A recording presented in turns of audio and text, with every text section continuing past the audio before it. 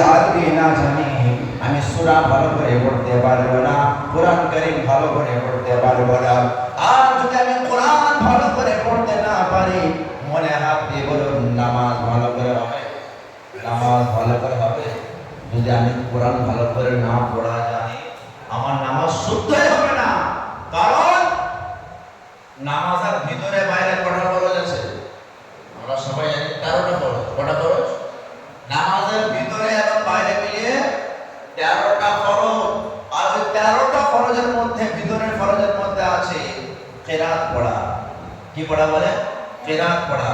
আর কিরাত পড়তে গেলে কোরআন শরীফ জানতে হবে, আর কোরআন শরীফ সঠিক পড়তে হবে। ভুলভাল পড়লে কিন্তু নামাজ শুদ্ধ হবে না।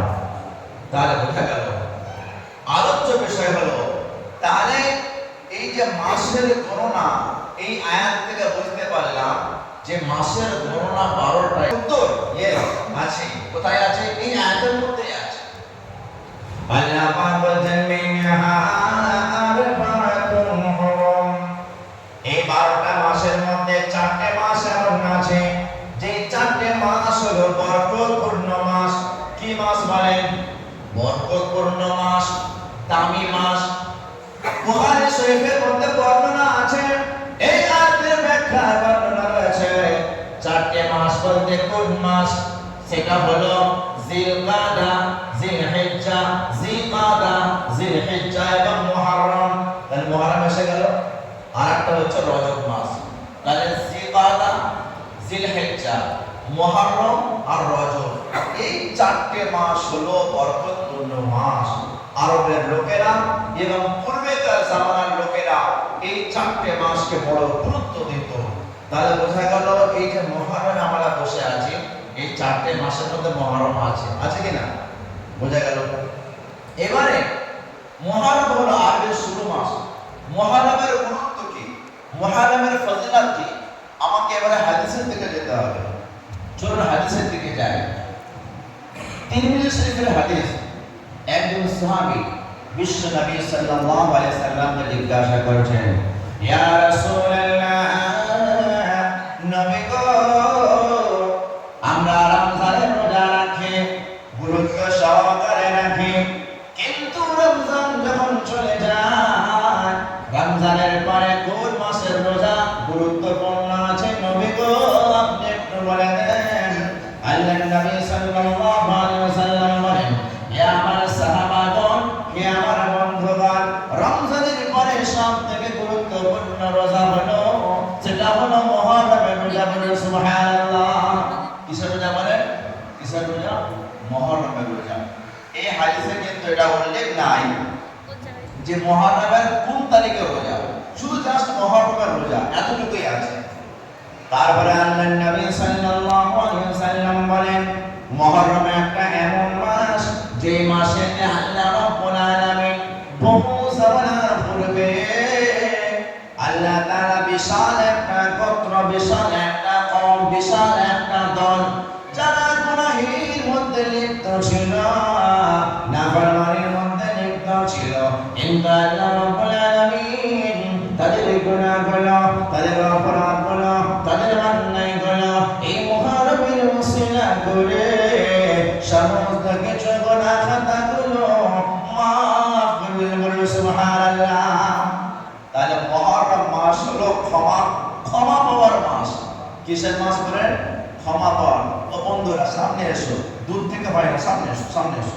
হেলাম ছাড়ো, তার বয়স অল্প আছে, যখন বয়স নিয়ে মুরব্বীদের মধ্যে হয়ে যাবে তখন হেলাম দেবে। সামনে এসো, আরো সামনে এসো, আরো সামনে, ফাঁকা জায়গা রয়েছে, আরো কাছে এসো। দূর থেকে কষ্ট করো।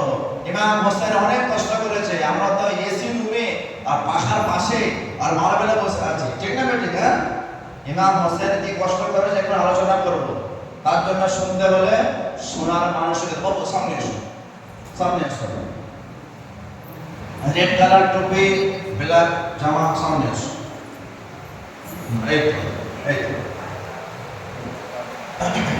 এই ফাঁকা জায়গায় শয়তান বসে পড়বে, ওই ফাঁকা জায়গায় চাষতো ভাই বসে পড়বে। বুঝলি? সামনে আসবে, সামনে আসবে। কষ্ট দেবো, একটু কষ্ট দেবো। 10 মিনিট কথা শুনবো, কিন্তু ভালো করে শুনবো। যদি কেন যে কথা বলছি এটা আমার কথা তো নয়, বুঝতে পারছেন? আমার কথা তৈরি করার কথা, কোরআনের কথা, হাদিসের কথা, এই কথাকে গুরুত্ব সহকারে শুনতে হবে। রাসূলুল্লাহ সাল্লাল্লাহু আলাইহি ওয়াসাল্লাম যখন সাহাবারা বসতেন এমন গুরুত্ব সহকারে বসতেন, যদি মাথার উপরে চাদর ফেলে দেওয়া হতো চাদর উঁচু নিচু ঘুরে যেত না, এত গুরুত্ব সহকারে। তো সেই কোরআনের কথা, কোরআনের ব্যথা, কোরআনের আহ্বান আমরা শুনছি, মন দিয়ে শুনবেন ইনশাআল্লাহ, ঠিক আছে? তাহলে কি বোঝা গেল? মুহররম হলো মাফ, ক্ষমা পাওয়ার সময়, ক্ষমা পাওয়ার মহিনা, এটা বোঝা গেল। এবারে আজকের যে রাতটা, আজকে হলো আশুরার রাত। কিসের রাত বলেন? আশুরা। এই আশুরার কি তাৎপর্য আছে? চলুন হাদিসের দিকে যাই। কেন আমি তো মন গড়া কিছু বলবো না। আগেরটা বললাম তিরমিজি শরীফের হাদিস, এবারে বলবো মুসলিম শরীফের হাদিস। আমরা জানি সারা বিশ্বের মধ্যে হাদিসের হাজারো কিতাব আছে, কিন্তু তার মধ্যে 6টা বিখ্যাত কিতাব সিহাহ সিত্তা বা কুতুবে সিত্তা বলা হয়, যেটা হলো কি বুখারী, মুসলিম, তিরমিজি, আবু দাউদ, নাসাই, ইবনে মাজাহ। তো এই বিখ্যাতের মধ্যে একটা হচ্ছে কি বলেন? মুসলিম শরীফ। ওই হাদিসের মধ্যে কি লেখা আছে জানেন এই আশুরা সম্বন্ধে? قال النبي صلى الله عليه وسلم, আল্লাহর নবী সাল্লাল্লাহু আলাইহি ওয়াসাল্লাম বলেন, আফদালুস সিয়াম বাদা রমাদান, বলছে রমজান মাসের পরে সবথেকে দামি রোজা হলো সিয়াম শাহরিল্লাহিল মুহররম। এই মুহররম মাসের রোজা হলো রমজানের পরে। যদি কোনো রোজা দামি হয় রমজান মাসের পরে, যদি কোনো রোজার মূল্য হয় রমজানের পরে, যদি কোনো রোজা আল্লাহর কাছে পেয়ারা হয় সেটা হলো মুহররমের রোজা। এক নম্বর কথা। দ্বিতীয়বার আল্লাহর নবী সাল্লাল্লাহু আলাইহি ওয়াসাল্লাম বলেন, 5 ওয়াক্ত নামাজ হলো গুরুত্বপূর্ণ নামাজ, নাকি না বলেন? আমাদের সমাজ কিন্তু 5 ওয়াক্ত নামাজ সবাই পড়ে না। ঈদের নামাজ কিন্তু সবাই পড়ে, কেউ মরে গেলে কিন্তু সবাই পড়ে, জুমার নামাজ কিন্তু সবাই পড়ে। কিন্তু জেনে রাখা ভালো, যদি জানাজার নামাজ সবাই না পড়ে গুনাহ হবে, গুনাহ হবে, গুনাহ হবে না, ওটা ফরজে কিফায়া।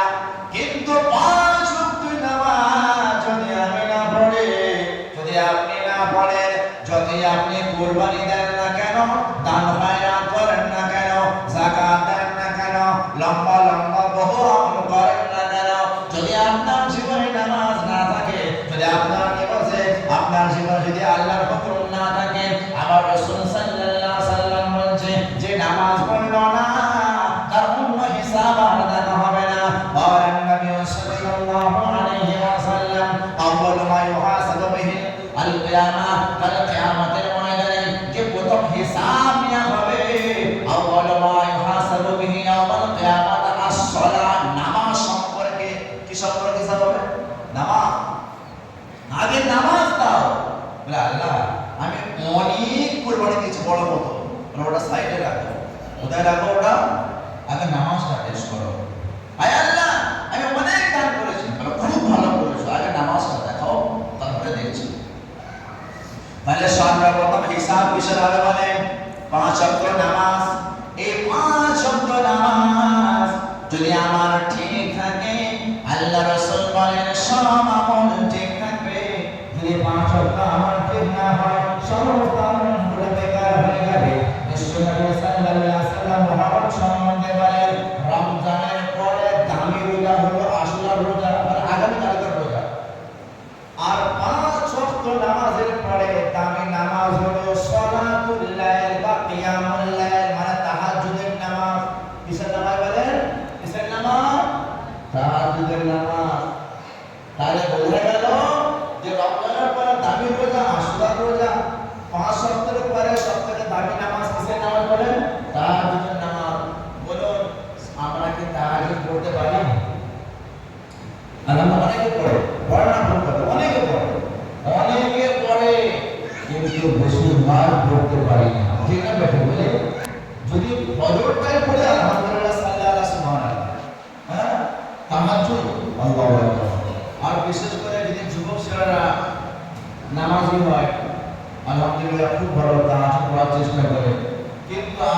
যে এই যে হযরত মোবাইল এসেছে, কি বলে হযরত কি মোবাইল, এই মোবাইলটা এমন হযরত জি তিনি যুবক ছেলেদের ফোনটা কেড়ে দেন, ঠিক আছে, ফোন কেড়ে দেয়, মনে হয় শুয়ে পড়বো কিন্তু ঘুম আসে না, হয় ফোনে ভিডিও দেখছে, না হলে যুদ্ধ করছে।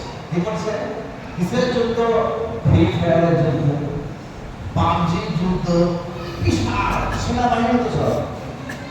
তো এই যুদ্ধ করতে করতে যদি ঘুমায় বলি তাহার যুদ্ধ পরের কথা, ফজরের ঘুম ভাঙবে। এদিকে মুয়াজ্জিন সাহেব এত দামি মাইকে চিৎকার করে বলছে আসসালাতু খায়রুম মিনান নাওম।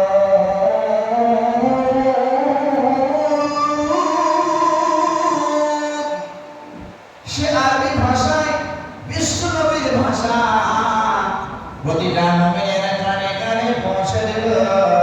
তোমরা যে ঘুমিয়ে আছো, এই ঘুম থেকে হলো নামাজ উত্তম, কিন্তু সে শুনবে না, শুনে উঠবে না, বরং আরো ঘুরিয়ে ঘুমাবে। বাহ, এটা সুন্দর মৌসুম ঘুমানোর জন্য।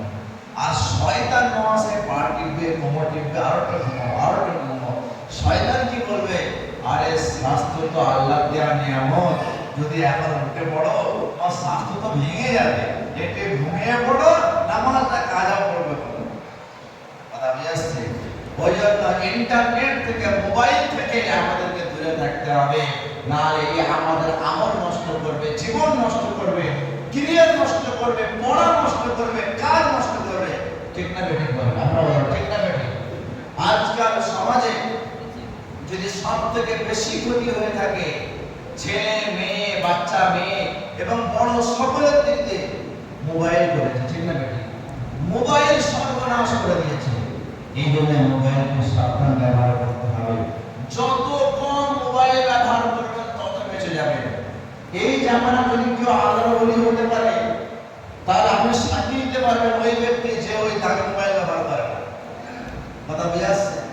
কারণ এটা হচ্ছে ফিতনার জিনিস, ঈমান লুটার জিনিস, আমল থেকে বঞ্চিত করার জিনিস, এবং ছেলে মেয়েদের শিক্ষা দীক্ষা থেকে এবং আদর্শবান হওয়া থেকে বঞ্চিত করার জিনিস।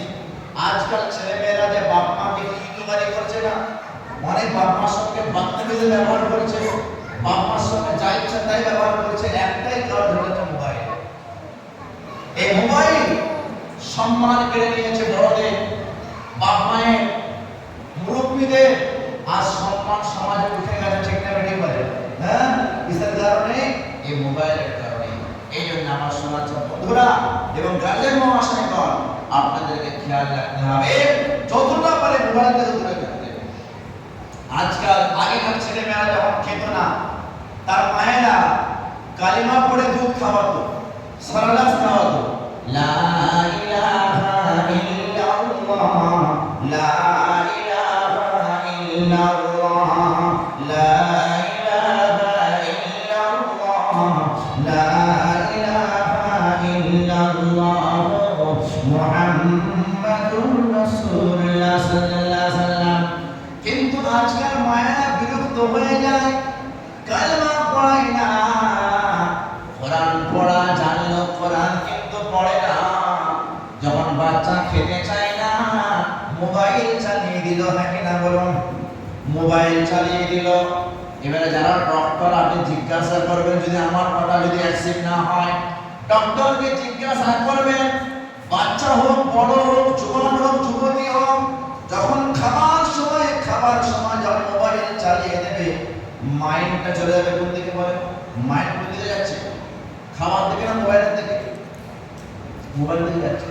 বলছে ওই খাবারটা কিন্তু ওর শরীরে পুষ্টিকর হবে না। আপনি দেখবেন অনেক গরিব ছেলেরা আছে, গরিব ঘরের মানুষ, মোবাইল নেই, খেয়ে দিয়ে এসে বড় হয়ে যাচ্ছে। আর আচ্ছা বড় লোকের ছেলেরা নির্মিত হয়ে যাচ্ছে। কেন?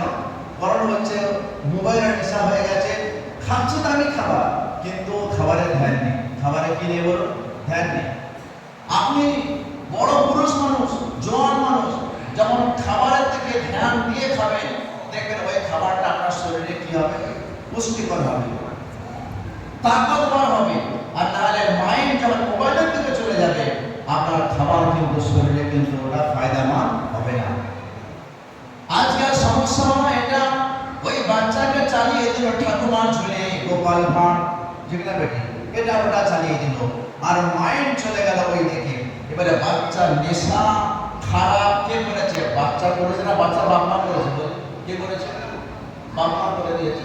এবারে ছোট ছেলে খায় না মোবাইল ছাড়া, যখন আস্তে আস্তে বড় হচ্ছে ওই মোবাইল নেশা কিন্তু হয়ে আছে, যখন বড় হচ্ছে ওর বড় মোবাইল দরকার, এবারে অন্য কিছু দেখবে, এবারে দেখতে দেখতে এমন নেশা হয়ে গেল, টিউশনি যাচ্ছে মাথা পড়া ঢুকছে না, স্কুল যাচ্ছে মনে রাখতে পারছে না, পরীক্ষায় ফেল করেছে, যদি বা কাজে দেওয়া হচ্ছে কাজে মন লাগছে না, কারণ তাহলে মোবাইলের নেশা থেকে বাঁচাতে হবে বলে ইনশাআল্লাহ। তাহলে কি বললাম যে 5 ওয়াক্ত নামাজের পরে সবথেকে দামি নামাজ কি বলেন? তাহাজ্জুদের নামাজ। যদি অন্য দিনে নাও পড়ে থাকে, আজকে পড়বো ইনশাআল্লাহ, আজকে আসর রাত। তাহলে বিশ্বনবী সাল্লাল্লাহু আলাইহি ওয়াসাল্লাম বলেন রমজানের পরে সবথেকে দামি রোজা হলো মুহররমের রোজা, আর 5 ওয়াক্তের নামাজের পরে সবথেকে দামি নামাজ হলো তাহাজ্জুদের নামাজ। কারণ যখন সবাই ঘুমিয়ে থাকে, সবাই যখন ঘুমের দেশে থাকে, যখন আপনি ওই কষ্ট করে বিছানা ছেড়ে বাথরুমে যে ওযু করবেন, আল্লাহর সামনে নামাজে দাঁড়িয়ে যাবেন, ইন্নী ওয়াজহাতু ওয়াজহিয়া লিল্লাযী ফাতারাস সামাওয়াতি ওয়াল আরদ হানিফান ওয়া মা আনা মিনাল মুশরিকিন। যখন তাহাজ্জুদের 2 রাকাত নামাজ পড়বেন, 4 রাকাত নামাজ পড়বেন, 6 রাকাত নামাজ পড়বেন, 8 রাকাত নামাজ পড়বেন, আল্লাহ পাক বলে ফেরেশতাদেরকে ডেকে ডেকে বলে, ও আমার ফেরেশতা, দেখো দেখো এই আমার বান্দা জীবনে আমাকে দেখলো না, আমার জান্নাতকে দেখলো না, আমার জাহান্নামকে দেখলো না, কিন্তু আমার ভয়ে আমার ভালোবাসাতে যখন সবাই ঘুমিয়ে রয়েছে, যখন সবাই উদাস হয়েছে, আমাকে পাওয়ার আশাতে, আমার জান্নাতের পাওয়ার আশাতে জাহান্নামের ভয়েতে আমার সামনে দাঁড়িয়ে রয়েছে, ও আমার ফেরেশতা তোমরা সাক্ষী থেকে যাও, আমি রব্বুল আলামিন এই জীবনের গুনাহ খাতাগুলো আমি সব মাফ করে দিলাম। বলো সুবহানাল্লাহ। তাহাজ্জুদের নামাজ হলো আল্লাহর সঙ্গে সম্পর্কের নামাজ। যদি আপনার কোনো কাজ সম্পূর্ণ না হয়, কাজের পর কাজের বাধা আসছে, সমস্যার মধ্যে জড়িয়ে আছে, একটার পর একটা রোগ বিমারি আসছে, ডাক্তার দেখিয়ে ফেল হয়ে গেছেন, আপনার রোজগারে উন্নতি হচ্ছে না, আপনার বিভিন্ন সমস্যায় জড়িয়ে আছেন, মিথ্যা মামলা মোকদ্দমায় জড়িয়ে আছেন, আপনি নেতা মন্ত্রীর কাছে যাবেন, বলবে স্যার কিছু উপকার করো, কিন্তু স্যার উপকার করার আগে আপনাকে বলবে উপকার করতে পারে আগে ঝান্ডা ধরতে হবে, হয় কিনা? আগে ঝান্ডা ধরো, নাহলে ঠান্ডা ঘরে কিছু আমাকে দাও, নাহলে আমার পাশে সাপোর্ট করো, হয় নোট দাও, না হয় ভোট দাও, তবে আমি তোমার সাপোর্ট করবো, হ্যাঁ কিনা বলেন? কিন্তু আল্লাহ পাক বলে বান্দারে তুমি 5 ওয়াক্ত নামাজ যখন পড়াও, আমার কাছে স্বীকার করছো ইয়াকা না'বুদু ওয়া ইয়াকা নাস্তাঈন, হ্যাঁ কিনা বলেন? আমরা আল্লাহকে কি বলেছে? ইয়াকা না'বুদু ওয়া ইয়াকা নাস্তাঈন, আয় আল্লাহ আমরা তোমার ইবাদত করি এবং তোমার কাছে সাহায্য প্রার্থনা করি। যখন মানুষ মুসিবতে পড়ে যাবে, আল্লাহ ওয়াস্তানে বলেছেন ওয়াস্তাঈনু বিস-সাবরি ওয়াস-সালাহ, বান্দারে যখন মুসিবত আসবে তুমি সবর করে নাও, আর দ্বিতীয় নামাজ পড়ো, ওই নামাজ এবং সবরের মাধ্যমে আমি রব্বুল আলামিন তোমাদেরকে মুসিবত থেকে উদ্ধার করে দেব। তাহলে কি লাগবে? মুসিবত যখন পেরেশানি আসবে, তার কাছে দৌড়াবেন, পেরেশানি আরো বেড়ে যাবে, কেন বলে পেরেশানি আরো বেড়ে যাবে, কমবে না। কিন্তু আল্লাহর সামনে ঝুঁকে যান, আর ঝোঁকার সব থেকে বড় জায়গা হলো, আর বড় সম্পূর্ণ সুইটেবল টাইম হলো তাহাজ্জুদের সময়। কোন সময় বলেন? তাহাজ্জুদের সময়। আপনার ঘর অসম্পূর্ণ হয়ে পড়ে আছে, আপনার মেয়ে দেখাশোনা হচ্ছে, সম্পূর্ণ হচ্ছে না, কেটে যাচ্ছে, এই করেছে সে করেছে, আরে ওসব বাদ দেন, সব ধারণা করা কুধারণা বাদ দিয়ে দেন, ডাইরেক্ট আল্লাহর সঙ্গে যোগাযোগ করুন। কেন? কিসমত কে বানিয়েছে? কে বানিয়েছে? কিসমত আল্লাহ বানিয়েছে।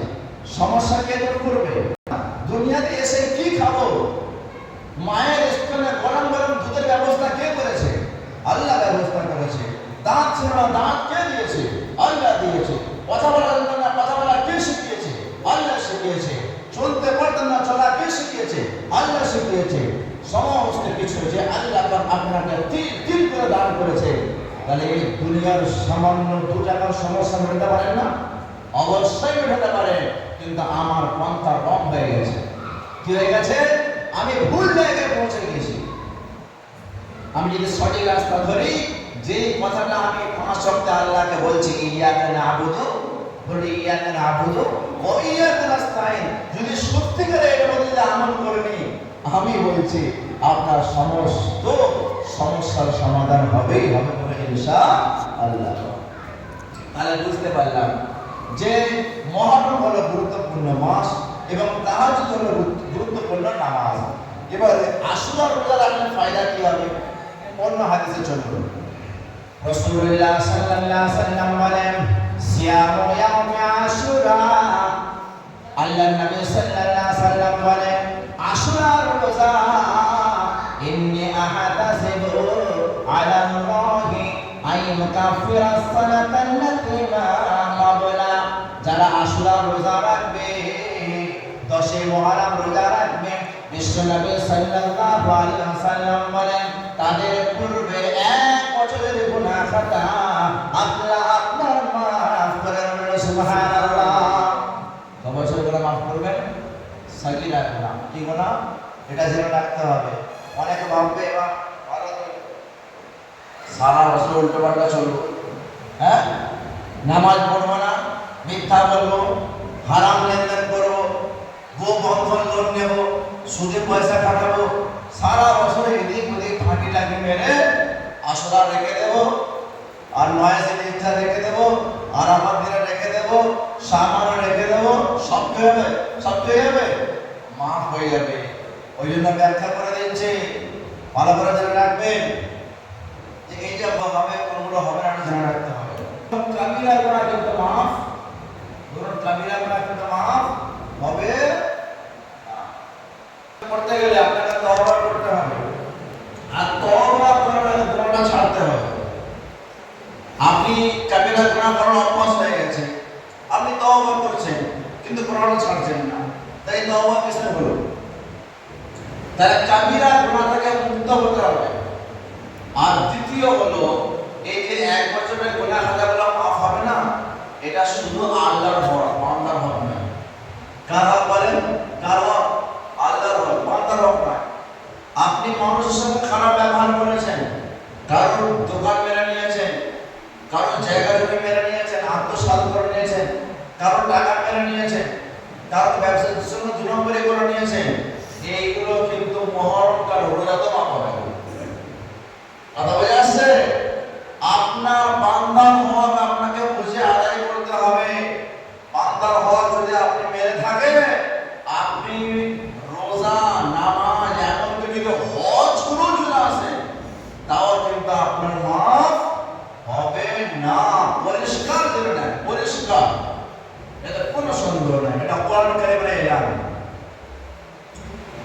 বাপ মার সঙ্গে দুর্ব্যবহার, আমি বড় নামাজি, আমি হাজী সাহেব, আমি বক্তা সাহেব, আমি মুফতি সাহেব, আমার বিশাল সুনাম, কিন্তু মায়ের সাথে কথা নাই, বাপকে খেতে দেই না, বাপের সঙ্গে দুর্ব্যবহার করেছে। কোরআন কারীম বলে, ওয়াকাদা রাব্বুকা আল্লা তা'বুদু ইল্লা ইয়্যাহু ওয়া বিল ওয়ালিদাইনি ইহসানা। সূরার নাম সূরা বনী ইসরাঈল। মধ্যে আল্লাহ পাক বলেছেন, আল্লাহ পাকের পক্ষ থেকে চূড়ান্ত ফয়সালা হয়ে গেছে, আল্লাহ ছাড়া কারোর সামনে মাথা নত করা যাবে না। মাজারে মাথা নত করা যাবে, বট গাছের সামনে মাথা নত করা যাবে, মাজারে মাথা নত করা যাবে না, বাজারে মাথা নত করা যাবে না, পাথরে মাথা নত করা যাবে না, সূর্যের সামনে মাথা নত করা যাবে না। একমাত্র মাথা আল্লাহর সামনে ছাড়া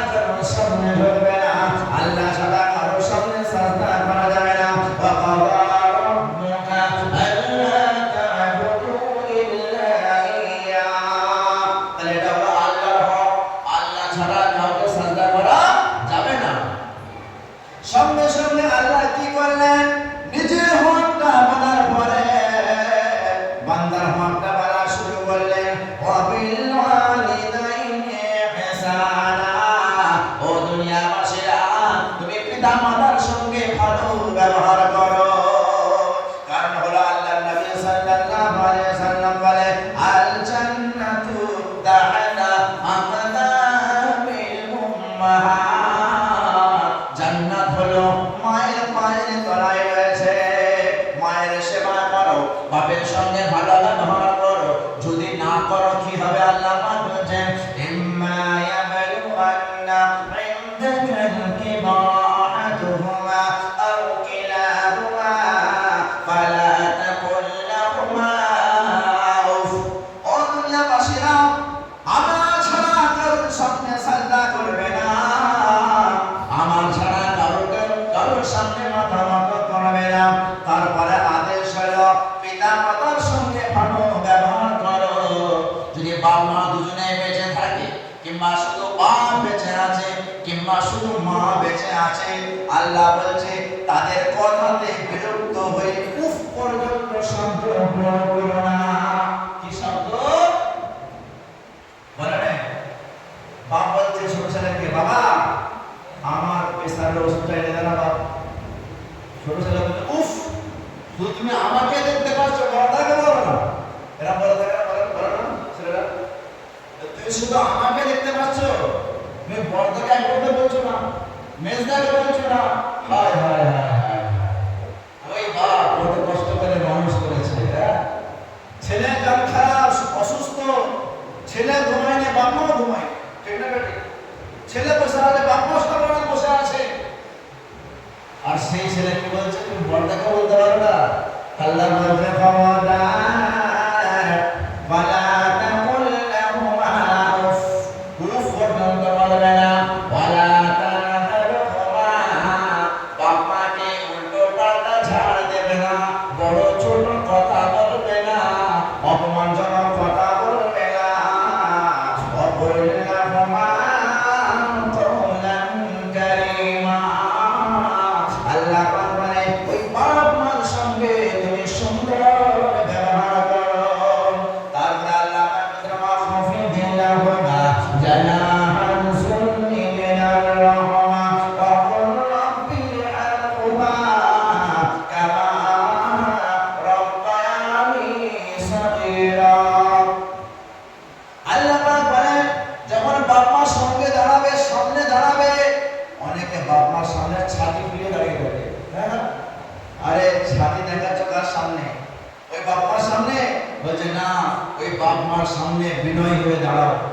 যদি বাপ মা মারা যায়, বলতে তো সবাইকে হবে, বাপ মা যদি মারা যায়, আপনি আমাকে ডেকে অনেক দোয়া করালেন, হুজুরকে ডেকে, ইমাম সাহেবকে ডেকে দোয়া করালেন, আরো কোনো পীর সাহেবকে ডেকে দোয়া করালেন।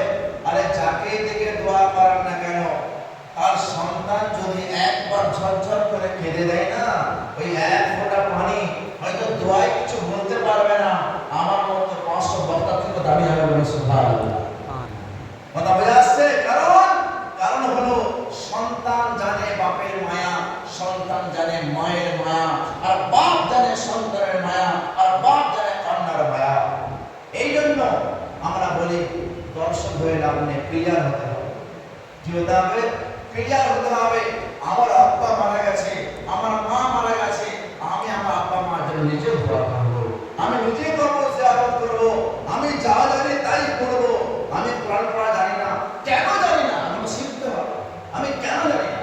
আমাকে শিখতে হবে। বা যতটুকু জানি, সূরা ফালাক, সূরা নাস, সূরা আয়াতুল কুরসি, সূরা ফাতিহা, আমি যা জানি তাই পড়ে আল্লাহকে বলবো, আল্লাহ এতটুকুই পড়তে পেরেছি, এর পরিপূর্ণ সওয়াব বিশ্ব হাবিবের ওসিলা করে আমার বাপ মার কবরে পৌঁছে দাও। আল্লাহ পাক তার দোয়াটা আরশে আজিমে কবুল করে নিয়ে তার বাপ মাকে মাফ করে দাও। সুবহানাল্লাহ।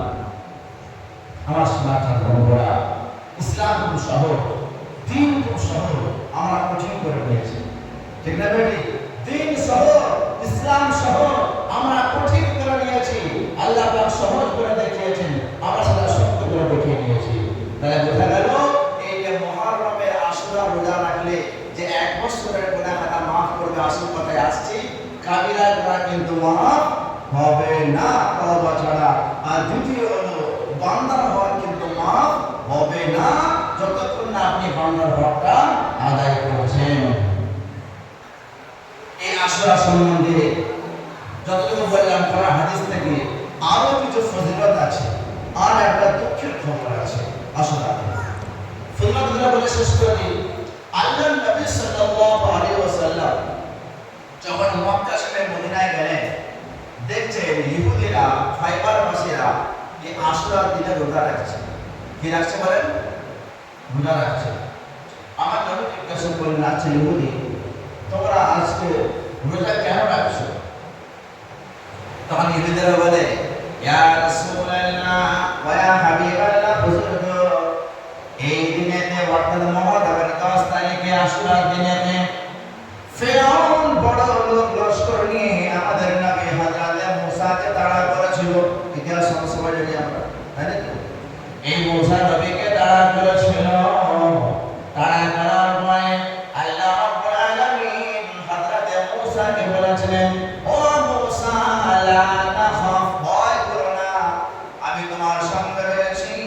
যখন তোমাকে হযরত মুসাকে বলা হয়, ও মুসা, যখন তোমাকে ফেরাউন তাড়া করবে, তোমার হাতে যে লাঠিটা রয়েছে এই লাঠিটা নদীতে নিক্ষেপ করে দেবে। লাঠি নদীতে নিক্ষেপ করবে। এই কারিশমা দেখেন, কারিশমা। ইসলাম যে সত্য, ঈমান যে সত্য, কোরআন যে সত্য, আল্লাহ পরিপূর্ণ প্রমাণ দিয়েছেন। তার মধ্যে এটা যখন সমুদ্রে নিক্ষেপ করা হলো, ফেরাউন তাড়া করেছে। তার একটা ইতিহাস আছে, অনেকে জানেন না, যে ফেরাউন তাড়া করার আগে মুসা আলাইহিস সালামকে যে হত্যা করবে, ফেরাউন প্রাণীকে আঘাতে নিয়েছিল। নিয়েছিল কিনা?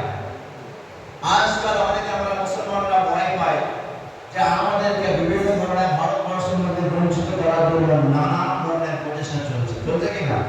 কখনো এনআরসি, কখনো সিএ, কখনো তালাক বিল, কখনো কোরআনের আইন কানুন, কখনো হিজাব পাবন্দি, আবার কখনো মসজিদ, মাদ্রাসা, আপনার খানকা, ঈদগাহ, কবরস্থান, এই সম্বন্ধে অপবিল বিরুদ্ধে বিল পাস করা।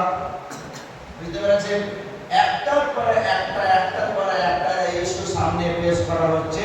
এর একটাই কারণ, আমাদের ঈমানি পরীক্ষা চলছে। কি চলছে বলেন? কি পরীক্ষা চলছে? আমাদের ঈমানি পরীক্ষা চলছে। আর এই ঈমানি পরীক্ষায় পাস করতে গেলে আমাদের ইতিহাস জানতে হবে। যদি ইতিহাস না জানি আমরা লড়তে কিন্তু পারবো না, আমরা কমজোর হয়ে যাব। ফেরাউন একসময় চেয়েছিল নিজের দেশে এনআরসি করার জন্য। কেমন এনআরসি? যে আমার রাজ শাসনে কোনো আল্লাহ বলনেওয়ালা কেউ থাকবে না, যে আল্লাহ বলবে আমাকে আল্লাহ বলবে। নাউজুবিল্লাহ। ফেরাউন কি চাইতো? সবাই আমাকে আল্লাহ বলবে। আর কোরআনে তাই আছে, ফেরাউন বলেছিল, আনা রাব্বুকুমুল আ'লা, আমি হলাম সবথেকে বড় প্রভু। যখন খোদাই দাবি করল, ফেরাউন চাইতো না আল্লাহকে কেউ আল্লাহ বলুক। এমন অবস্থায় মুসা আসার খবর পেয়ে গেল, মুসাকে আসতে দেবে না বলে, এনআরসি করবে বলে, কোন মুসলমানকে নিজের দেশে বসবাস করতে দেবে না বলে, মুসলমানকে এবং মুসলমানদের নেতা নবী মুসাকে হত্যা করার জন্য প্রচেষ্টা করেছিল। কিনা বলেন? হাজার হাজার খুন করেছে, হাজার হাজার কোটি কোটি মাসুমের জান নিয়ে নিয়েছে। কিন্তু আপনারা বুকে হাত দিয়ে বলুন, মুসাকে মারতে পেরেছে? মুসাকে জবাই করতে পেরেছে? যার জন্য হাজার হাজার জান নিয়ে নিল, সেই মুসা কিন্তু ফেরাউনের ঘরেতে ঠাঁই হলো। সুবহানাল্লাহ। আল্লাহ বলে, বান্দা, যাকে আমি বাঁচাবো, বিশ্বের কোন শক্তি, বিশ্বের কোন ক্ষমতা, বিশ্বের কোন নেতা, বিশ্বের কোন মন্ত্রী তাকে রুখতে পারবে না। আমি আল্লাহ তাআলা যেটা করবো সেটাই বলে। যে ফেরাউন মুসাকে আসতে দেবে না বলে, জন্ম হতে দেবে না বলে, হাজার হাজার মাকে কাঁদিয়ে ফেলেছে, ওই মুসাকে কিন্তু আল্লাহ রাব্বুল আলামিন ফেরাউনের ঘরে ঠাঁই দিয়ে বড় করে মানুষ হয়েছে। বড় হয়ে গেল, নবপ্রাপ্ত হয়ে গেল, নবী হওয়া দাবি করে দিলেন, আল্লাহ নবী বানিয়ে দিল। এবং আল্লাহ পাক অর্ডার দিয়ে দিল, ও মুসা ফেরাউনের কাছে যাও, ইসলামের দাওয়াত দাও। ইসলাম মুসা আলাইহিস সালাম তেনাকে বলা হলো, ও মুসা তুমি ফেরাউনের কাছে যাও,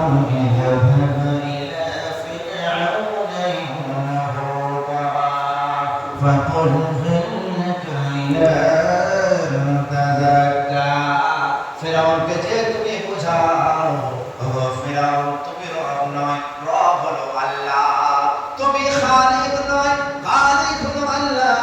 তখন মুসা আলাইহিস সালাম একা যাবে না, কারণ হলো ছোটবেলায় একটা ঘটনা ঘটে গিয়েছিল। ফেরাউনকে যখন মুসা বাচ্চা এক থাপ্পড় মেরেছিল, ফেরাউন তখন বুঝেছিল এটাই হবে মুসা। যাচাই করার জন্য আগুনের চিংড়ি খাওয়ানো হয়েছিল, তার কারণে তেনার জিভ পুড়ে গিয়েছিল, তেনার ভাষাটা তোতলামি ছিল, কথা বলতে জড়িয়ে যেত। তো তিনি আল্লাহকে বললেন, আল্লাহ গো আমার কথাটা জড়িয়ে দেন, পরিষ্কার করে দেন।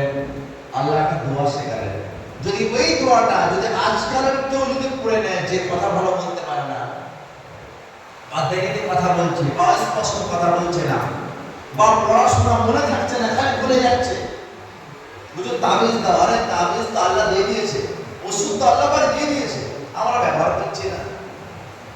হযরত মুসা বললেন, আল্লাহ কিছু আমাকে ওষুধ দেন যাতে আমার জবান পরিষ্কার হয়ে যায়।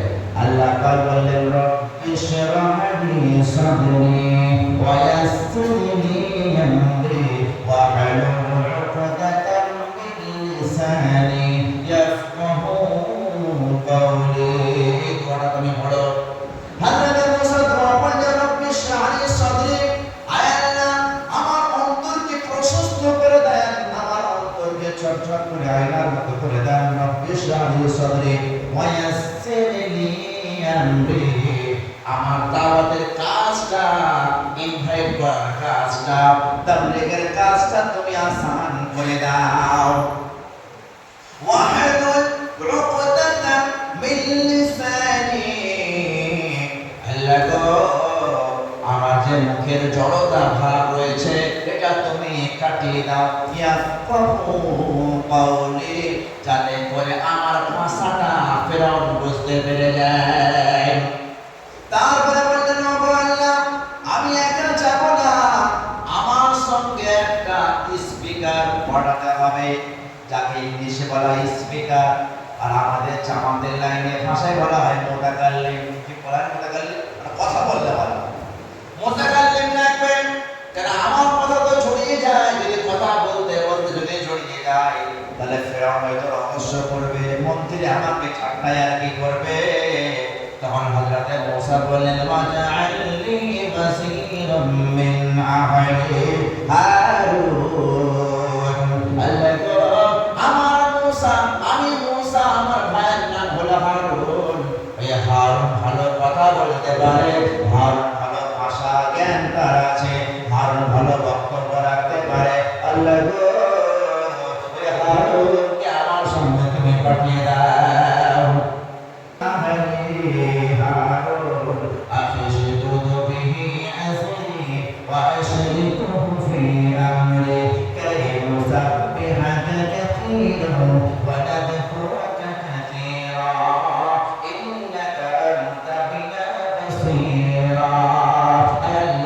তুমি সব কিছু দেখছো। আল্লাহ বলে, আচ্ছা ঠিক আছে, তোমার স্পিকার লাগবে, কথা বলানো লাগবে, আমি হারুনকে তোমার সামনে দিয়ে দিলাম এবং তার উপর দিয়ে দিলাম। সুবহানাল্লাহ। ফেরাউনের কাছে যাওয়া হলো, ফেরাউন অস্বীকার করে দিল। ফেরাউন বলল, না না না, আমি তোমার রবকে মানি না, বরং কাকে মানো? ফেরাউন বলল, আনা রাব্বুকুমুল আ'লা, আমি হলাম বড় রব, আমি হলাম তোমার খোদা, আমি হলাম বিশ্বজনের মালিক। তখন যখন বারবার দাওয়াতকে প্রত্যাখ্যান করে, এবারে একটা পরীক্ষার সময় চলে এলো। কি পরীক্ষার সময়? ভালো করে বলতে, যখন যার মরার টাইম এসে যায় বা গদি উল্টাবার টাইম এসে যায়, কিছু একটা জিনিস ঘটে, সেটা মানুষ মনে রাখে, ঠিক না? ঠিক বলেন তো। ফেরাউন যখন গদিটা মুসা আলাইহিস সালামকে আল্লাহ পাক জয়ী করবেন। কিভাবে করলেন? ছোট্ট ঘটনা। ফেরাউনের পার্লামেন্ট ছিল, বিশাল পার্লামেন্ট, হাজারো সব বেঈমান বসে আছে। সে নিজে বড় কাফের, খোদাই দাবি করেছে, আর তার সমস্ত অঙ্গ পাঙ্গ সব ফেরাউনের দল। এমন অবস্থায় জিবরিল আলাইহিস সালাম একটা মানুষের বেশে, মানুষের সাজে, একটা ভিখারির বেশে ফেরাউনের পার্লামেন্টে পৌঁছে গেছে। যে বলছে, স্যার একটা বিচার করে দিতে হবে। বলে, আরে তুমি কে বলো তো, তোমাকে চিনতে পারছি না, অজানা চেহারা। ওটা ছিল জিবরিল আলাইহিস সালাম। কি ছিল ওরা? বলছে, হুজুর ফেরাউন আমাকে চিনতে হবে না, আমার বিচার করলে আমি বাড়ি চলে যাবো। বলে, আচ্ছা তোমার কি বিচার করতে হবে বলো? মানে বিচার হলো, একটা চাকর আছে। কি আছে বলেন? চাকর বলেন না, চাকর নওকর। সে মালিকের খায়, মালিকের জায়গায় বসবাস করে, মালিকের দেওয়া কাপড় পরে, মালিকের দেওয়া সবকিছু ব্যবহার করে, কিন্তু মালিকের কথা শোনে না। তাকে কি শাস্তি দেওয়া যায়? কে জিজ্ঞাসা করছে? ফেরেশতা জিবরিল আমিন মানুষের সাথে। কাকে জিজ্ঞাসা করছে? ফেরাউনকে জিজ্ঞাসা করছে। ফেরাউন বলছে, এত খতরনাক চাকর, মালিকের খাবে, মালিকের পড়বে, মালিকের জায়গায় বসবাস করবে, কথা শুনবে না। ফেরাউন বলছে, বিচার হলো এই ধরনের চাকরকে চুপিয়ে মারো। কি বলছে? এই ধরনের চাকরকে চুপিয়ে মারো। বলে, সত্যি বলছে? বলে, হ্যাঁ সত্যি বলছে। বলে, স্যার রামসিস, ফেরাউনের আসল নাম হলো রামসিস। কি নাম বলেন? রামসিস। ফেরাউনের ডাক নাম ছিল। বলে, রামসিস তুমি এই ফয়সালাটা একটু প্যাডে লিখে দাও। তিনি লিখে দাও, ওই যেমন প্যাড ছিল, পাথর ছিল, পাথর বা যার কিছু কাগজ ছিল, তুমি লিখে দাও। তখন ফেরাউন কি করলো? সেই পাথরে এনে লিখে দিল, যে চাকর মালিকের খায়, মালিকের পরে, মালিকের জায়গায় বসবাস করে, অথচ মালিকের কথা শোনে না, তাকে চুপিয়ে মারা দরকার। ওইটা লিখে ইসলাম নিয়ে ওই গরিব মানুষটা, ওই ভিখারিটা চলে গেল। ওটা কিন্তু ভিখারি ছিল না, কে ছিল? ওটা হলো জিবরিল আলাইহিস সালাম ছিলেন। ওই চলে গেলেন। কেসটা এখানে একটা সাইডে রাখেন, ওটা কেসটা দেখেন। তারপরে যখন এইদিকে ফেরাউন চিন্তা করলো, আস্তে আস্তে মুসার ভক্ত বেড়ে যাচ্ছে, ইসলাম ছড়িয়ে যাচ্ছে, আর ইসলাম কিন্তু ছড়াবে। হর জামানায় আল্লাহ ইসলামকে জয়ী করেছে, আজও জয়ী করতে পারে। সুবহানাল্লাহ। ফিলিস্তিনে মুসলমানদেরকে ইসরায়েল মেরে মনে করেছে যে আমরা মুসলমানদেরকে শেষ করে দিয়েছি। হ্যাঁ, এইদিকে আফ্রিকার একটা খ্রিস্টান একা নয়, একা ইসলাম গ্রহণ করেছে, তার সঙ্গে কয়েক লক্ষ মুসলমান হয়েছে বলে। সুবহানাল্লাহ। তাহলে তুমি কমিয়েছো 60,000, বেড়ে গেলে 40,000 বলে। সুবহানাল্লাহ। বাড়লো না কমলো? বাড়লো না কমলো? বেড়েই চলেছে। আর যাদেরকে কমিয়েছো, বেড়ে দিয়েছো, তারা মরেনি, তারা জান্নাতে বসবাস করতে বলে। সুবহানাল্লাহ। কেন আল্লাহ পাক বলে, ওয়ালা তাহসাবান্নাল্লাযীনা কুতিলু ফী সাবিলিল্লাহি আমওয়াত। যারা আল্লাহর রাস্তায় মারা যাবে, যারা শহীদ হয়ে যাবে, আল্লাহ পাক বলে তাদেরকে তোমরা বডি ভেবো না, মরা লাশ ভেবো না, তারা মরেনি, তারা মরে না, বরং তারা জীবিত রয়েছে। শুধু জীবিত নয়, বরং আল্লাহ পাক বলছে জীবিত অবস্থায় আল্লাহর কাছে তাদেরকে রিজিক দান করা হবে। বলেন সুবহানাল্লাহ। মরার পরে কবরে কেউ খেতে পাবে না, মরার পরে কবরে কেউ পানাহার করতে পারবে না। যতদিন না কিয়ামত হয়ে যায়, ঘুমিয়ে থাকতে হবে যদি ইমানদার হয়। আর যদি বেঈমান বেনামাজি হয়, কবরে সাজা প্রাপ্ত হতে হবে। কিন্তু যারা আল্লাহর রাস্তায় শহীদ হয়ে যাবে, দ্বীনের জন্য শহীদ হয়ে যাবে, মসজিদের জন্য শহীদ হয়ে যাবে, মাদ্রাসার জন্য শহীদ হয়ে যাবে, কোরআনের জন্য শহীদ হয়ে যাবে, ইসলামের জন্য শহীদ হয়ে যাবে, আল্লাহ পাক বলে তারা মরে না, বরং তারা জীবিত থাকে। এবং তাদেরকে আল্লাহ পাক কবরে যাওয়ার পরেও রিজিক দান করে। বলেন সুবহানাল্লাহ। হযরত মুসা আলাইহিস সালামকে শেষ করবে বলে ফেরাউন চিন্তা করলো যে ইসলাম তো বেড়েই চলেছে তাহলে এক কাজ করো, সেনাবাহিনীকে অর্ডার দিয়ে দিল তোমরা 6 লক্ষ সেনা রেডি করো। কত লক্ষ? 6 লক্ষ। তখন ফেরাউন সারা বিশ্বে একা রাজ করতো, সারা বিশ্বে রাজ করতো। 6 লক্ষ সেনা তৈরি করলো, তৈরি করে যেদিকে মুসলমানরা ছিল, মুসা ইসলাম ছিল, সেদিকে কি করলো? খাওয়া করলো, তাড়া করলো। মুসলমানরা খবর পেয়ে গেছে, মুসা ইসলাম খবর পেয়ে গেছে। তিনি বললেন, হে মুসলমান, হে আমার উম্মতরা, তোমরা সবাই সমুদ্রের দিকে চলো। যখন সমুদ্রের তীরে পৌঁছে গিয়েছে, মুসলমানরা তো খুব ভীত না, একেবারে ভীত হয়ে যায়। পিছনে দুশ্মন আর সামনে সমুদ্র, কোথায় যাবে? তাহলে তো হুজুর তোমার কথা শুনে তো ফেসে গেলাম, কোথায় যাবো? এবারে পিছনে গেলে ফেরাউন মেরে দেবে, আর সামনে গেলে ডুবে পড়ে যাবো। এখানে ইমানের পরীক্ষা, এখানে কি ইমানের পরীক্ষা। তারপরে যখন সামনে সমুদ্র, পিছনে ফেরাউন, এবারে যখন আল্লাহ পাক দেখছে মুসা আলাইহিস সালাম আল্লাহকে বলছে, ও আল্লাহ, তুমি সব দেখছো মাওলা গো, সামনে রয়েছে সমুদ্র, যদি আমরা যাই ডুবে যাব। পিছনে আছে ফেরাউন। আল্লাহ পাক বলছে, লা তাহজান, তুমি চিন্তা করো না, তোমার হাতে যে লাঠিটা রয়েছে ওই লাঠিটা সমুদ্রে নিক্ষেপ করে দাও। যখন নিক্ষেপ করা হলো, আল্লাহ একটা নয়, দুটো নয়, 12 খানা রাস্তা, বিনা ইঞ্জিনিয়ার, বিনা লেবার, বিনা মিস্ত্রি, বিনা রড সিমেন্ট, বিনা স্টনজি, বিনা ম্যাটেরিয়ালস, আল্লাহ রাব্বুল আলামিন এক মুহূর্তের মধ্যে বানিয়ে দিলেন। বলেন সুবহানাল্লাহ। আমরা ওই আল্লাহর বান্দা, যে আল্লাহর বান্দা 1 সেকেন্ডে সব বানাতে পারে, নাকি না? বলছে, हमने तो समंदर में बनाए रास्ते, हमने तो समंदर में बनाए रास्ते, यूं हमको मिटाना कोई आसान नहीं है, यूं हमको मिटाना कोई आसान नहीं है। অনেকে ভাবছে মুসলমান মুক্ত ভারত চাই, বলুন নাউজুবিল্লাহ। অনেকে বলে না, ভুলের কথা কি বলে যে মুসলমান মুক্ত ভারত চাই। আরে জেনে রাখো, কোরআন বলছে তুমি মুক্ত হবে, মুসলমান কিন্তু মুক্ত হবে না। রাসূলুল্লাহ কোরআন বলছে, ইউরিদুনা লিইউতফিউ নূরাল্লাহি বিআফওয়াহিহিম, আল্লাহু মুতিম্মু নূরিহি ওয়ালাউ কারিহাল কাফিরুন।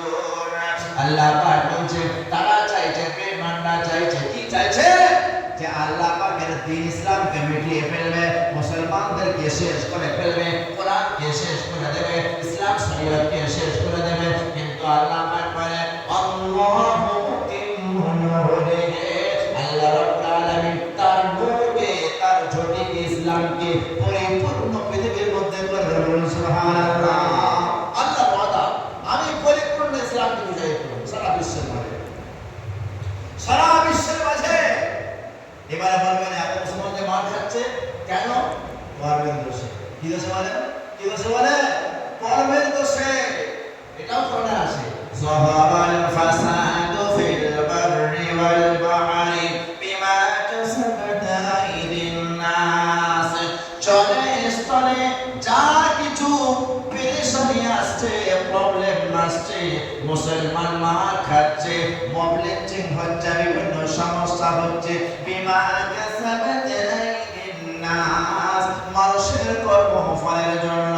তুমি মুসলমান, তুমি শুনছো আযান, নামাজ পড়ছো না, রোজা রাখছো না, আল্লাহর হুকুম আদায় করছো না, নবীর সুন্নাত পালন করছো না। আল্লাহ পাক বলে, আমি তোমাকে সৃষ্টি করেছি, ওয়া মা খালাকতুল জিন্না ওয়াল ইনসা ইল্লা লিয়াবুদুন। বান্দারে, আমি মানব এবং দানবকে সৃষ্টি করেছি একমাত্র ইবাদত করার জন্য।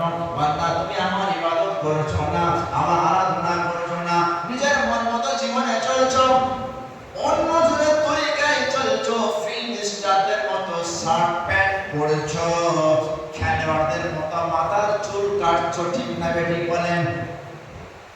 দুই ধারে চাচা মাঝখানে খাঁচা। বলে এটা কিসের ডিজাইন? বলে বিরাট কোহলি। হ্যাঁ, কিসের স্টাইল? বলে বিরাট কোহলি। নবী সুন্নত মানছি না, বিরাট কোহলি সুন্নত মানছি। যে নবী আমার জন্য রক্ত ঝরালো, শুধু চোখের পানিতে রক্ত ঝরালো। যে নবী আমার জন্য তায়েফের ময়দানে মার খেলো, যে নবী আমাদের জন্য গালাগালি খেলো, যে নবী আমাদের জন্য কাঁটা যুদ্ধ হলো, যে নবী আমাদের জন্য উহুদের ময়দানে রক্তাক্ত হয়ে গেল, তেরা তাগুলো শহীদ করে দেওয়া হলো। এমনকি তায়েফের ময়দানে বড় আশা নিয়ে আমার নবী ইসলাম প্রচার জন্য গেলেন, কিন্তু তায়েফবাসীরা আমার নবীকে এত মার দিল, বলেছে চূর্ণ বিচূর্ণ হয়েছে পাথর লেগে বদনে। আমার জন্য রক্তাক্ত হলেন, যে নবী আমার জন্য পাগল বলে আখ্যা পেলেন, যে নবীকে আমার আপনার জন্য মানুষ কত তিরস্কার করেছে। এমনকি তেনার মক্কার শহর, ভালোবাসার শহর, জন্মস্থানের শহর, মা আমিনার শহর, হাজরে আসওয়াদের শহর, জামজামের শহর, সাফা মারওয়ার শহর, সেই শহরকে ওই কাফেররা কিন্তু বিতাড়িত করিয়ে ওই মক্কা ছাড়া করিয়ে যায় কিনা বলেন? এত কষ্ট দিয়েছে, এত কষ্ট দিয়েছে, যার কোনো সীমা রেখা নাই। আহার যেভাবে আমাদের জন্য এত কষ্ট করল, তার মতো আমি সুন্নতি চুল কাটছি না, তার মতো আমি লেবাস পড়ছি না, তার মতো আমি মিসওয়াক করছি না, তার মতো আমি নামাজ পড়ছি না, তার মতো আমি কোরআন পড়ছি না, আমি আমার মতো জীবন কাটছি। আল্লাহ নবী রওজায় শুয়ে শুয়ে আজও পর্যন্ত আফসোস করে, হে আমার উম্মত, তোমার জন্য আমি কি করলাম আর তুমি আমার জন্য কি করছো? বুঝে আসছে? আজকাল সারা বিশ্বে যে সমস্যা আসছে, একমাত্র কারোর দোষ নয়, দোষ আমাদের নিজেদের। যখন আমরা সঠিক পথে চলে যাব, মান কানা লিল্লাহি কানাল্লাহু লাহু, যে আল্লাহর হয়ে যাবে, আল্লাহ পাক বলছে আমি তার হয়ে যাব। দেখো মুসা নবী এবং হযরতে মুসা কত মুসলমান পক্ষ হুকুমত রয়েছে, তারা যখন আল্লাহর হয়ে গিয়েছিল, আল্লাহ তার হয়ে গেছে, তাদের জন্য বিশাল সমুদ্রের মধ্যে মিস্ত্রির প্রয়োজন পড়ল না, লেবারের প্রয়োজন পড়ল না, ইঞ্জিনিয়ারের প্রয়োজন পড়ল না, রড সিমেন্ট বালির প্রয়োজন পড়ল না। এই সব বাদ দিয়ে আল্লাহ রাস্তা তৈরি করলেন এবং মুসলমানকে ওই সমুদ্র পার করিয়ে ফিরআউনের হাত থেকে মুক্ত করলেন। বলেন সুবহানাল্লাহ, মুক্ত করে দিলেন। ফিরআউন চিন্তা করলো, এরা যখন পার হয়ে গেছে, আমিও পার হয়ে যাব, আমিও কি হবো? বলেন পার হয়ে যাব। ফিরআউন যখন মানুষের মরার টাইম চলে আসে, মাথা আর কাজ করে না, পিপিলিকা যখন মরণ আসে, ফেরাউন যখন মরণ এসেছে, মাথার ব্রেক ফেল হয়ে গেছে, সে চিন্তা করলো, ওদের ভাবা দরকার ছিল। ফেরাউন যখন আল্লাহ, তুই আল্লাহ হয়ে তুই তো ব্রিজ তৈরি করিসনি, কেন উঠতে গেলি বল? কিন্তু ও উঠবে কেন? মাথা কাজ করবে না, মাথা ব্রেক ফেল হয়ে গেছে। ও একা উঠবে, ও উঠছে, আবার ও সেনাবাহিনীকে তুলছে, চল চল চল, এত সুন্দর রাস্তা, আমরা সবাই মিলে যাই। হ্যাঁ, বলো हम तो डूबे हैं सलाम तुमको लेकर डूबेंगे। ফিরআউন জানে যদি কিছু হয় একা কেন করবো, সবাইকে নিয়ে করবো। তো 6 লক্ষ সেনাবাহিনীকে নিয়ে ওই নদীর মাঝখানে, সমুদ্রের মাঝখানে আসতে সওয়ার হয়ে গেছে। যখন মাছ ধরে পৌঁছে গিয়েছে, বর্ডার আল্লাহ পাকের তরফ থেকে, মুসা তোমার হাতে যে রিমোটটা আছে, এই যে সুইচটা রয়েছে, ওটা তুমি তুলে নাও। সেটা কি? আশা, লাঠি। আজ আমার রিমোট ছাড়া নাই, এসে রিমোট, টিভির রিমোট, হ্যাঁ, এই রিমোট কোথা থেকে এসেছে? মুসা সালাম লাঠি থেকে। তিনি ওই রিমোটটা তুলে নেন। যখন লাঠি তুললেন, পানি যেমন আগে ছিল ঠিক তেমন হয়ে গেল, রাস্তা শেষ, ফিনিশ, 1 নিমিষে রাস্তা গায়ে। এবারে বলেন, এই সমুদ্রের মাঝখানে রাস্তা বিহীন মানুষ দাঁড়িয়ে থাকা কি করবে? আগে তো আর লঞ্চ ছিল না, জাহাজ ছিল না, বিশাল টায়ার ছিল না, মানুষ বাঁচবে। ওই 6 লক্ষ সেনাবাহিনী হাড়ুডুডু খেয়ে খেয়ে খেয়ে খেয়ে একটার পর একটা সব মারা যাচ্ছে। ফেরাউন যখন মারা যাবে বড় চালাক ছিল, কিছু চালাক তো হবে না, কারণ চালাক না হলে তো শয়তানি করতে পারবে না, পারবে? চালাক শয়তানি করতে হলে কি হতে হবে? চালাক হতে হবে। ফেরাউন খুব চালাক ছিল। ফেরাউন যখন মরতে যাচ্ছে তখন চিন্তা করলো, সত্যিকার রব তো আমি না, রব তো আসল কে? রব তো আসল কে? আল্লাহ। ও কলমা পড়ে স্টিম নিচ্ছে, কিন্তু তার আগে যখন ওর অন্তিম সময় শেষ সময় হাঁটুডুবু খাচ্ছে, তার কাছে ওই ফেরেশতা চলে আসে। কোন ফেরেশতা? যে ভিখারি সেজে পার্লামেন্টে গিয়েছিল, যে স্যার একটা চাকর মালিকের খায়, মালিকের পরে মালিকের সব কিছু ব্যবহার করে, কিন্তু মালিকের কথা শোনে না, তাকে কিভাবে মারা দরকার? ফেরাউন নিজেই বিচার করেছিল তাকে কি করে মারা দরকার বলেন? জোরে বলুন, কি করে মারা দরকার? চুপিয়ে মারা দরকার। তাহলে এইটা ফেরাউন শুধু মুখে বলেনি, মুখেও বলেছে, আবার কি করেছে? লিখেও দিয়েছে। ওই লেখাটা নিয়ে হযরত জিবরাইল আলাইহিস সালাম, ও যখন খুব তারা পানি খাচ্ছে, ওরা মরে যাবে, ওকে দেখাচ্ছে, ও মন্ত্রী মহাশয়, এই লেখাটা কার? এই লেখাটা তখন বুঝতে পারলো চালাক তো, তাহলে এই যে ভিখারি ছেলে এসেছিল, এটা ভিখারি না, এটা জিবরাইল আমিন, এটা ফেরেশতা। এক নম্বর কথা। আর দ্বিতীয় কথা হলো যে আমার বিচার আমি নিজেই বেছে দিয়েছি। আমি হলাম চাকর কার? কার বলেন? আল্লাহর চাকর। আর আব্দ মানে কি? বান্দা। বান্দা মানে গোলাম, দাস। আব্দুল্লাহ আল্লাহর বান্দা, আল্লাহর গোলাম। আমরা সবাই আল্লাহর গোলাম, আল্লাহর বান্দা। তাহলে তুমি চাকর হয়ে আল্লাহ খেয়েছো, আল্লাহ জীবনে বসবাস করেছো, আল্লাহ কেমন ভোগ করেছো, আর তুমি আল্লাহর কথা শুনি, তার মানে তোমাকে চুবিয়ে মারতে হবে। এই চুবিয়ে মারার প্ল্যানটা তুমি দিয়েছো। তাহলে এখন তোমাকে চুবানো হচ্ছে, তুমি চুবিয়ে চুবিয়ে মরণ মজা নাও। তাকে দেখিয়ে কি বলো? ফেরেশতা গায়েব হয়ে গেছে। সে চিন্তা করলো, সত্যি আজ তো আমার বিশাল ভয়াবহ পরিস্থিতি, এখন রাস্তা বাঁচার একটাই আছে। কি আছে? কালমা পড়তে হবে। কিন্তু এত সস্তা, আরো সস্তা। সারা জীবন সবাইকে জ্বালিয়ে এসেছো, জুলুম করে এসেছো, কত